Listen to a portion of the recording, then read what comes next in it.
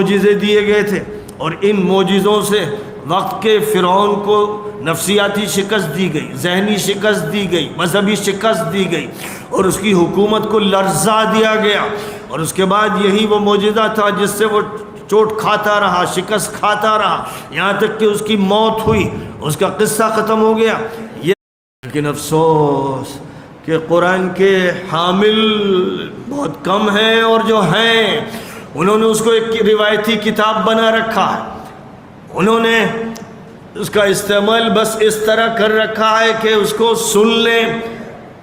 تراویح میں سن لیں، نمازوں میں سن لیں، تلاوت کبھی خود کر لیں، کبھی مقابلہ قراءت ہو یا قراءت کے مظاہرے ہوں، ان میں قرآن پاک کے بول سن لیں۔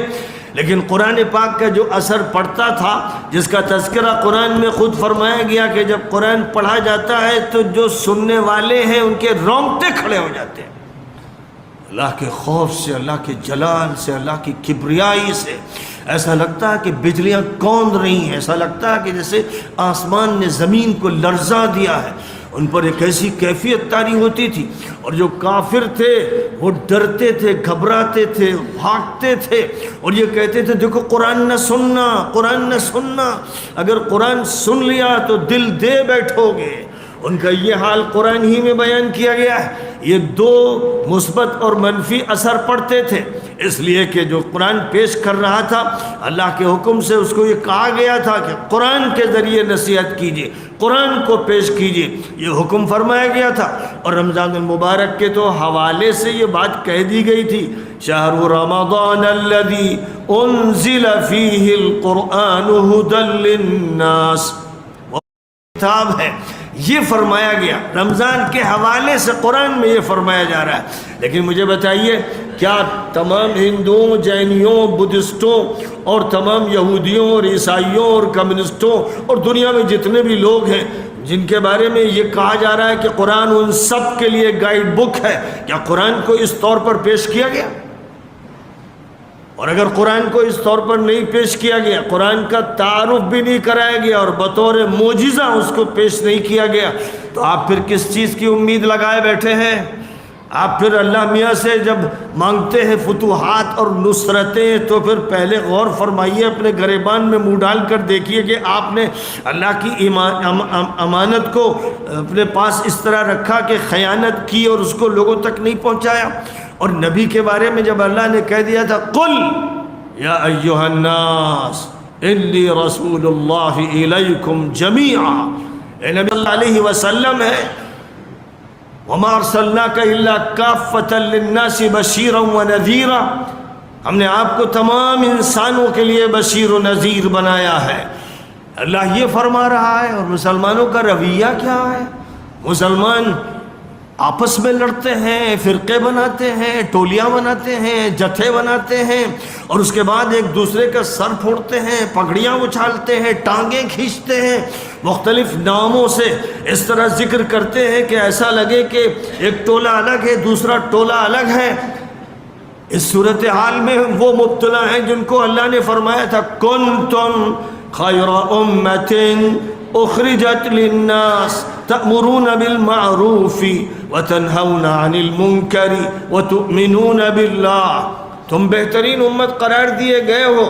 اور اس بنیاد پر کہ تمام انسانوں کے لیے تمہیں کام سونپا گیا ہے۔ تمہارا کام یہ ہے کہ تمام انسانوں کو بھلائی کی تلقین کرو، برائیوں سے روکو اور اللہ پر ایمان رکھو۔ حکم یہ ہے اعتصموا بحبل اللہ جمیعا ولا تفرقوا، اللہ کی رسی کو یعنی اللہ کے دین کو اور اللہ کی کتاب کو سب مل کر مضبوطی سے تھامو، اور فرقوں میں مت بٹو، ٹولیوں میں مت بٹو، الگ الگ مت ہو۔ وَأَنَّ هَذِهِ أُمَّتُكُمْ أُمَّةً وَاحِدَةً، تمہاری امت ایک امت ہے، امت کو گروہوں میں مت بانٹو۔ لیکن مان کے دیا نہیں، شیطان نے وہی پالیسی اختیار کی جو کبھی انگریزوں نے کی اور کبھی فرانسیسیوں نے کی اور کبھی جرمن نے کی اور کبھی آپ کے ملک کے مجرموں نے کی، ڈیوائیڈ اینڈ رول کی پالیسی۔ اصلاً تو اس کا بانی شیطان لعین ہے، لیکن شیطان لعین کے جو شاگرد ہیں مشرق میں ہو یا مغرب میں، انہوں نے بھی ہمیشہ یہی کام کیا کہ اس امت کو بانٹ دیں، اس کو توڑ کر رکھ دیں۔ ہندوستان میں ایک بڑی امت، وہ کہیے کہ صاحب وہ ہندوستان جس میں پاکستان بھی تھا اور بنگلہ دیش بھی تھا، تو 50-60 کروڑ کی امت کو ایسا توڑا اس بری طریقے سے کہ ایک پورا طبقہ بریلی کی طرف منسوب ہو گیا اور ایک طبقہ دیوبند کی طرف منسوب ہو گیا۔ یہ شہر، یہ قصبے، ان کی کیا حیثیت دین میں، ان کی دین میں کیا حیثیت، کیا نسبت؟ لیکن بہرحال نسبت اس لیے کہ وہ اس پارٹی کے، وہ اس پارٹی کے، وہ اس فرقے کے، وہ اس گروہ کے، تو نتیجہ اس کا یہ ہوا کہ کروڑوں افراد ادھر، کروڑوں افراد ادھر، اور پھر ایک دوسرے کے خلاف زبان درازیاں، بیہودہ گوئیاں اور فتوے بازیاں۔ اس کا نتیجہ یہ ہوا کہ کچھ مسجدیں ان کی ہیں تو کچھ ان کی ہیں، یہ فتویٰ دیتے ہیں کہ یہ گستاخ رسول ہیں، یہ فتویٰ دیتے ہیں کہ یہ مشرک ہیں۔ یہ ایک ایسی لعنت پیدا ہوئی جس نے امت کو توڑ کے رکھ دیا۔ اور ظاہر ہے کہ بات اور آگے جب بڑھتی ہے تو شیعہ اور سنی اختلاف تو حضرت سیدنا علی ابن ابی طالب کے ساتھ جو بزرگ صحابہ ہیں، مجاہدین ہیں، جو حق پر ہیں، ان کو کاٹ کے پھینک دیتا ہے۔ جو تابعین ہیں، زاہد اور عابد اور صالح، ان کے جسموں پر تلواریں چلاتا ہے، بھالے چلاتا ہے۔ یہ منظر تاریخ میں سامنے آتا ہے۔ یعنی شیطان نے اس طرح اغوا کیا ایک طبقے کو کہ حق کے خلاف، خلافت راشدہ کے خلاف اس کو باغی بنا دیا، اور اس کے بعد مسلمانوں کو اتنی بھیانک لڑائی میں جھونکا کہ جس میں سینکڑوں صحابہ شہید ہو گئے اور ہزاروں تابعین شہید کر دیے گئے۔ یہ وہ لعنت تھی جو اس امت میں منتقل ہوئی، اور منتقل ہوتے ہوتے کوئی دور ایسا نہیں رہا کہ جس میں یہی معرکہ پیش نہ آتا رہا ہو۔ جو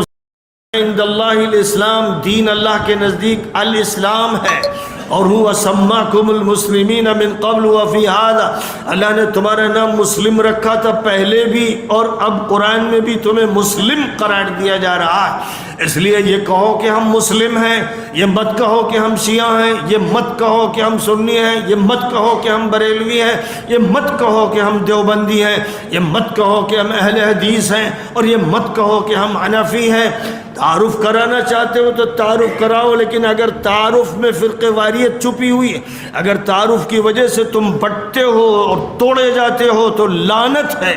ایسے نام لعنتی نام ہیں، اور ایسے فرقے لعنتی فرقے ہیں جو اس امت کو توڑ کر رکھ دیں۔ اس لیے یاد رکھیے کہ جس راستے پر اس امت کو آنا ہے، آج نہیں تو کل آنا ہے، وہ راستہ ہے وَأَنَّ هَذِهِ أُمَّتُكُمْ أُمَّةً وَاحِدَةً کا، یہ ایک امت ہے۔ اس امت کو توڑنے والوں کو اللہ غارت کرے، اور اس امت کو جوڑنے والوں کو اللہ استحکام اور قوت عطا فرمائے۔ بہرحال